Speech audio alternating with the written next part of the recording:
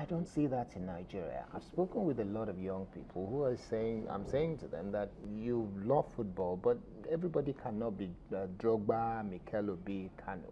Why don't you learn to coach?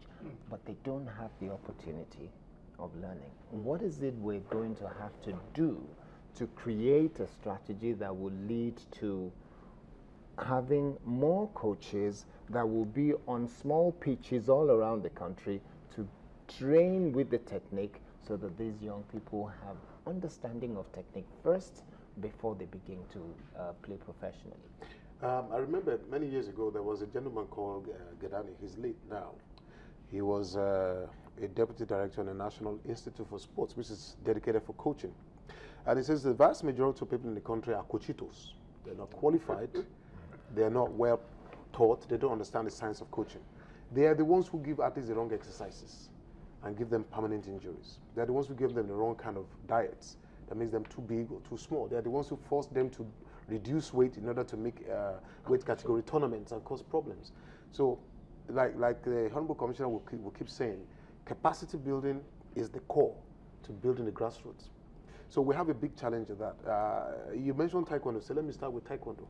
Just last week, I just completed the largest ever coaching course held in this country. 150 Taekwondo instructors in Lagos at the same time, 4 days with an international instructor.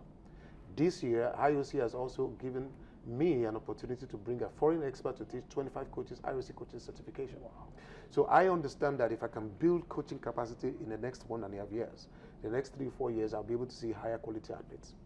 But then again, that depends. Maybe because I was once... Where are you going to spread them? These people already come from the various states. Okay. All the people that attended, they all came from various states and the armed forces. So they are being taught, they're going to go back. We're going to bring them back again in October, just before Calabar. And then every 3 months, I've made it a passion. I call it the Strategic Initiative for Taekwondo. I'm going to build 1,000 coaches over 4 years. Wow. So every local government is going to have, 774 local government, they're going to have at least 2 quality coaches with the signature on paper saying that you've been taught the pedagogy of coaching. And it's the same thing we do everywhere else. Leadership. If we don't have enough leaders, then we're going to have a lot of problems in the country. So we have that, but think about it, it's a vision thing. Other sports may not necessarily have a president who understands the particular sport, understands the strategy. Absolutely. And so it's kind of like, okay, whatever I determine in Abuja is what I will do.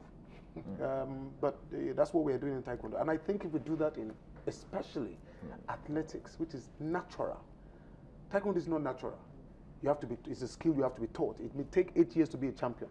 But athletics, you can be a champion in 2 months. Get on that track, when you run, the time you're just 14 and you're already running 12 seconds. Okay, I know what to do to make you 10 seconds in 2 years. It's natural, instinctive. Running is instinctive. You're going to do a marathon. At your age, you can do marathon, but you can't do Taekwondo. Because you can just get on there and run. They'll kill me. That's the truth. They'll just kill me. Not even if you don't compete against anybody else. The mere fact of having to lift your body and everything is going to ache your body for ages. It's going to ache you for ages. But running is natural, it's instinct. Doctors will even tell you, run for your health. So athletics will have been our best.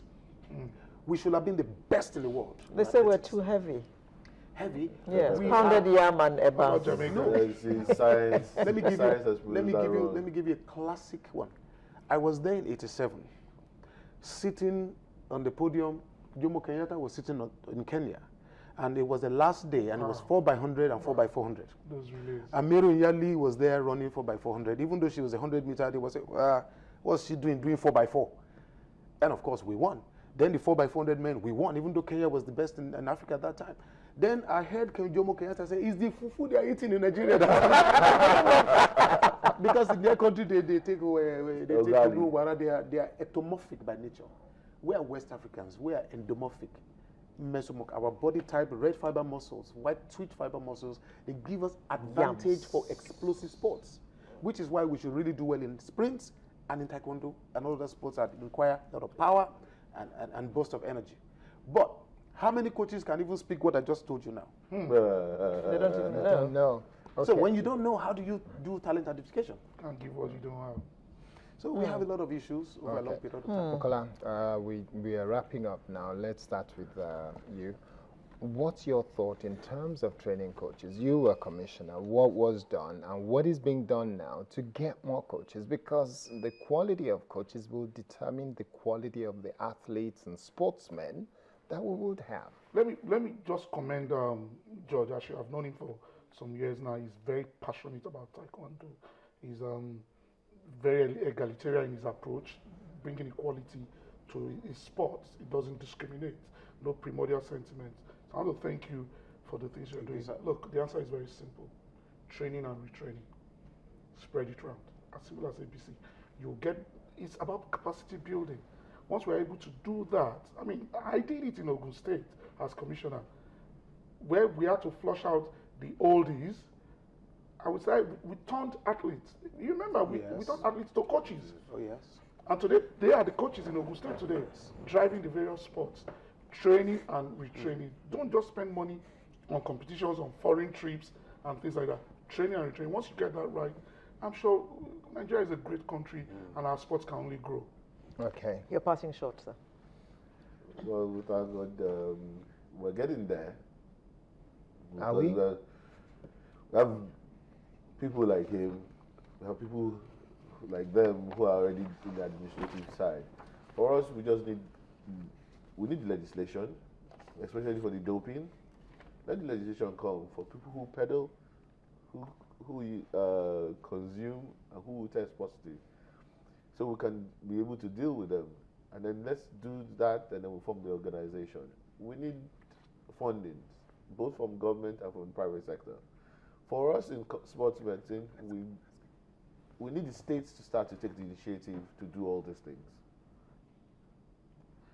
The federal has its National Sports Medicine Center, but the Lagos State is starting to pick up their own from the National Sports Medicine. Well, Delta has, which is, we're hoping that it gets better for Delta because it's just, we're hoping they get better.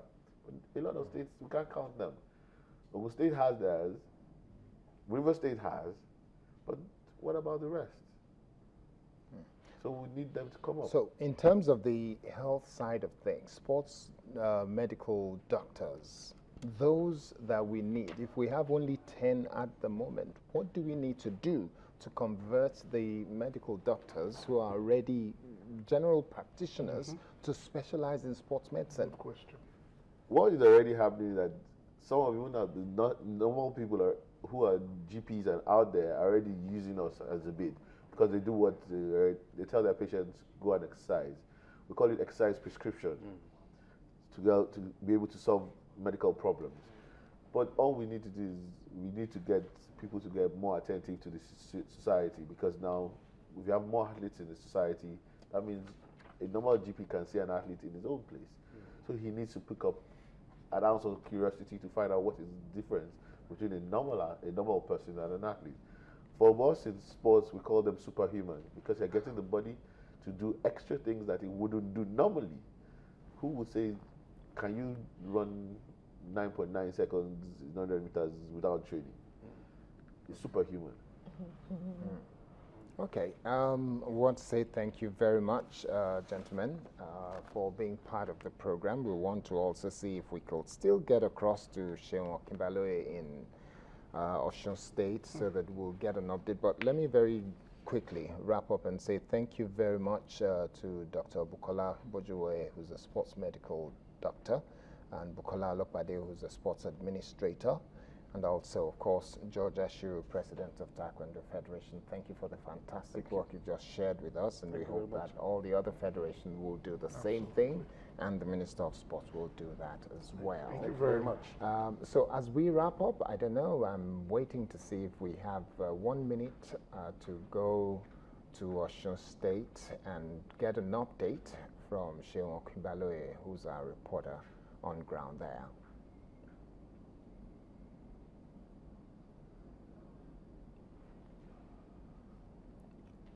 Okay, I'm just being told that we're not able to do that, so Alero, we have to wrap up that's a wrap for today. We'll bring you a fresh edition next Saturday.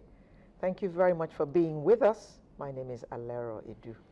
My name is Kade Akintemi. Here's hoping that you have a great weekend. And whatever you do, just make sure you get some exercise and be careful with Ebola. Be And careful. don't believe that salt and bitter cola will do it. It's Bye-bye. not going to sort it out.